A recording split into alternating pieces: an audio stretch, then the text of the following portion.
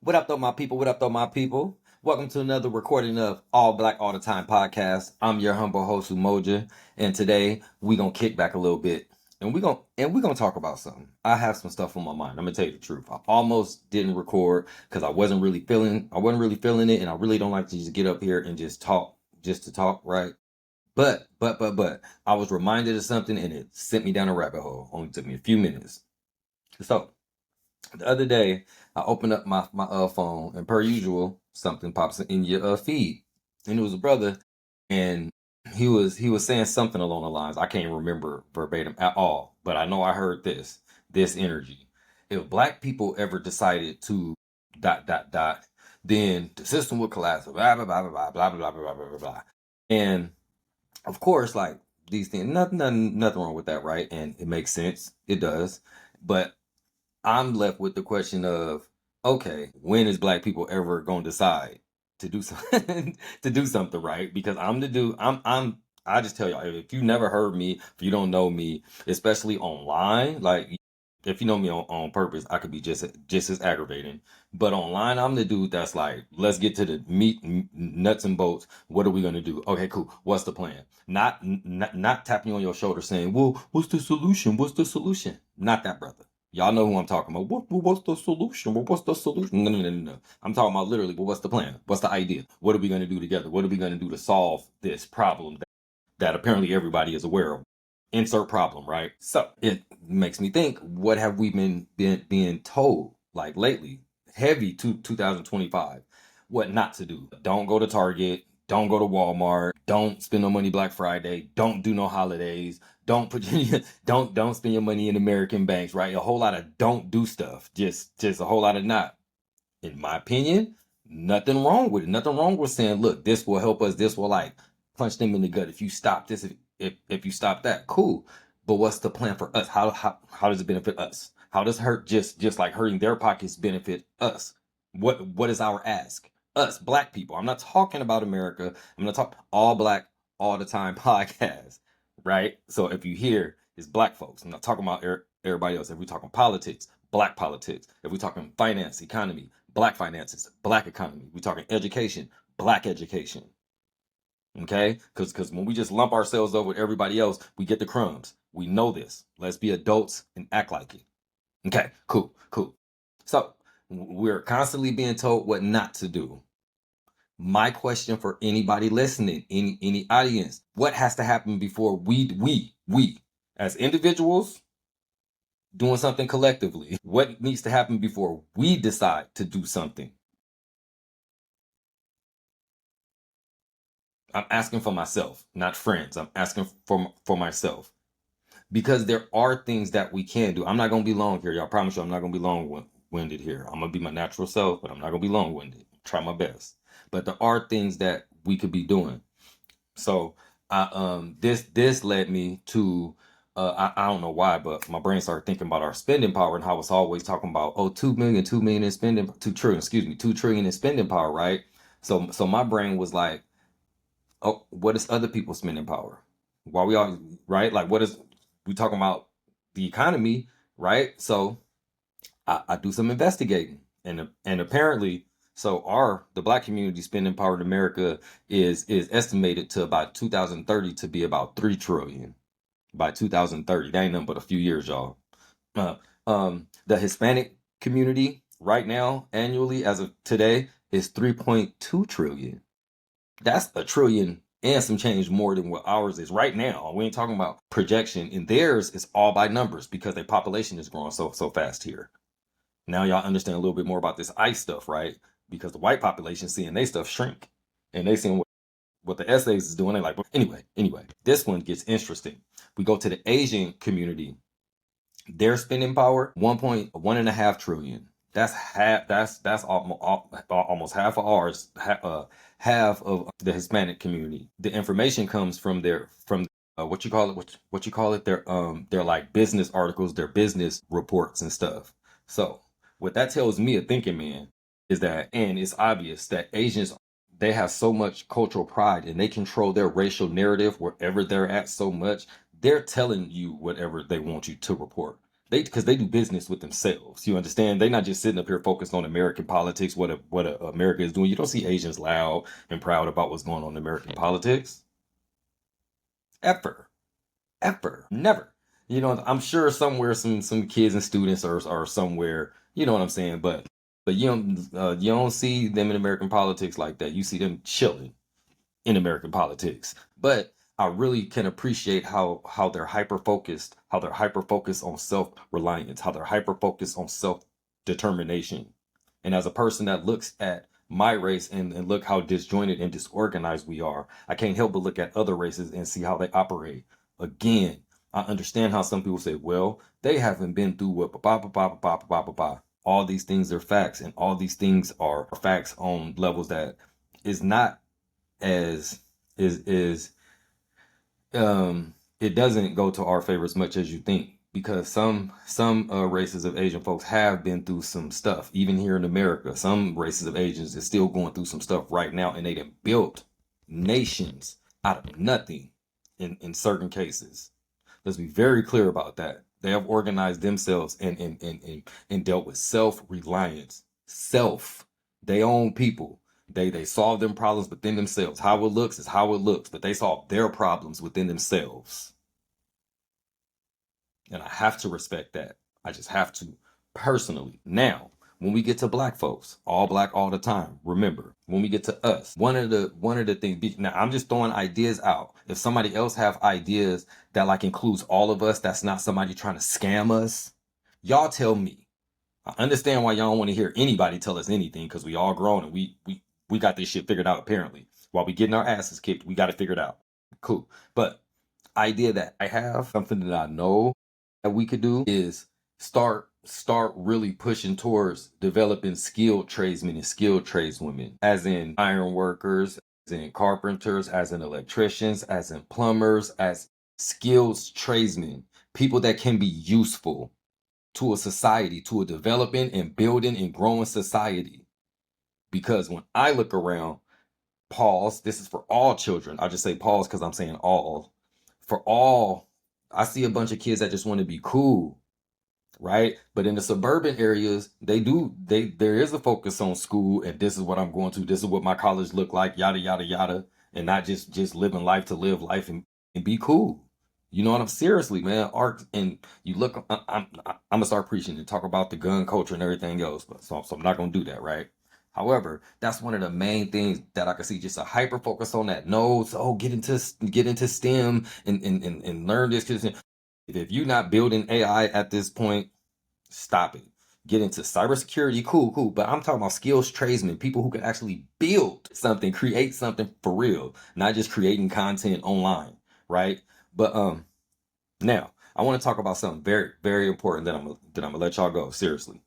I want to talk about, I've been talking about recently ecosystems, right? And something came to my head when I was thinking about looking at how Asians move. Our ecosystems, we have natural ecosystems, right? Let me put it like this. Natural ecosystems, like the things that seems to already be in place, that seems to be working for us, right? When you just say from education, what is that system? Finance, what is that system? What do you want to talk about? Employment, what is that system? Higher education, what is that system? Family, what is that system? You see what I'm saying? Community, what is that system? And when you look at it, what's already been in place for black folks, right? Versus a self-determined ecosystem, an ecosystem where you look and it's like, when you look at the Asian people, you go to almost any major city in America, there's a Chinatown. Some of them look better than others. You'll have a Chinese garden, a Japanese garden. If I'm lying, somebody stop me and tell me, right? Sometimes, that depending on how big the city is and how big the Asian community is, mind you, it's not just Asian. You'll have a Polynesian. You'll have some places you'll have a Somalian, you'll have this or that, right? And it'll be, most of the time it's well put together. You'll have a Russian one, you'll have a Ukrainian one, correct? All right. Our ecosystems in the black communities, not all of them, but a lot of them, man, a whole lot of them. And some of them, the kids don't even see white folks. This is very important. Now, this hit me too. Like, dude, there's places where it's not even white folks around. It's all black. It's black mayors and black this and black that, and it's fucked. And we could talk about the system. We absolutely could talk about the system, but who's fucking leading there in said community? What ecosystems is around them, right? But our ecosystems, it seems to be gang lifestyle. I could just start and stop right there if I really wanted to. We could talk about the gang culture, the sluggish and just guns and shooting. And all we thinking about when we talking about that is black people. The uneducated lifestyle, the devaluing of education for real. For real, for real. Like I'm not gonna go any deeper there. The drug influenced culture, the drug and alcohol induced culture. Let's just fucking turn up. All these things I could like go a mile on for real, how devastating that it really is to us, and we just doop doop doop doop like it ain't nothing. The dysfunctional family culture. And these are things that like we know and we've internalized it and normalized it so much that it's like, but y'all know what I'm talking about.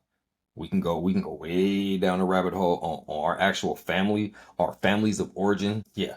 Um, the unhealthy interpersonal relationships. And what I'm really talking about is just this our sex culture, especially in our youth, right? Again, can go way down there. And then some like to say is I'll give a shout out to the show Stranger Things, like the first couple seasons I watched. But the upside down world, I look at how we act and what we respond to, and just our coach. We have really upside down values. A lot of stuff we look out here, and it's the result of what's going on around us, like our bigger ecosystem here in the West. Like for real, for real. I'm like, you ain't got a shot really. but but yeah, man, we live in an upside down world, and I'll be shorter with the self determination or this cultural pride or yeah, we'll just use those two: self determination, cultural pride ecosystem. You'll have more culture specific solutions, and it's when I like say stuff is frustrating because I want to say it and hit, but it's so easy for people to think about all the programs, all the institutions, all the things that say black, African American. You would think that that is something happening. But I'm talking about, for instance, who's auditing any of this? Any program that you could think of, who's auditing the NAACP? Who's auditing for the efficacy of the Urban League for Black folks? For the what's them people? What's the lawyer firm who's been around for years and years and years? Anyway, I can't even think of it. But y'all get in the gist of what I'm saying. Just name one, anyone, name one, name a foundation, a fund. I'm sure you can go through and say like, this person have given this many scholarships to black people. That bond, like I would never clown or ever, because that like what that does to individuals is like massive. I'm talking about systemic and ecosystem. I'm talking about the systems. Like what for real? Who's auditing them? Tell me, anybody, who's auditing for the efficacy of it? Because look around, look around. Okay, these two things I think is huge though. For a self-determined ecosystem, I think it will be a denial, a like vicious denial of self-destructive subcultures. Think how protective the Jewish are of their image. Think that, like, when I say that, anybody should be able to identify when I say that. Think about how protective Jewish people are of their image. Just their image. You can't say nothing bad about a Jewish person or a Jewish group as a people without having to, especially if you somebody it means, without having to apologize, be cast out, nobody want to listen to you anymore.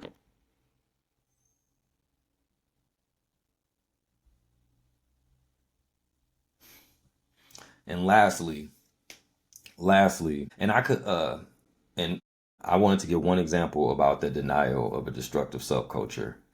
This is something that, and again, I'll say this, and people be like, but 2025, I don't even know when it started really, but I know I've just the thing now. The term to talk to black men, some young men and sometimes children, but black men referring to ourselves as YN. It just caught just a thing now. And that's what other people can say about you too. Yeah, that YN, right? Just like everybody just take our stuff anyway, so and that's okay. That's how we treat our That's how we protect our culture. But lastly, I think it would be a denial, a gross denial of lackluster leadership. And I ain't gonna say no names because it don't matter. But but yeah, it'll be a denial of lackluster leadership. And I personally I understand how anybody could like point to like this is the reason why I can't be just a stand up chest out soldier all the time. And for real, I totally get that. That's not necessarily what I'm asking for, honestly. You know, I mean, I feel like I don't gotta really get into details about lackluster leadership. Y'all tell me point to leadership. For real. Because I don't think I got this shit all figured out. I don't. I just think that we need to get together to figure it out. And I don't see that happening, like not in a serious context at all. For instance, who's the next black person to run for office? To run for the presidency? Fuck it. Who? We know Kamala ain't it. So I don't know. I don't know. But I think I just wanna go back to what I started with. If black folks ever decided to don't go to work for a day, the system would collapse. Black folks decided to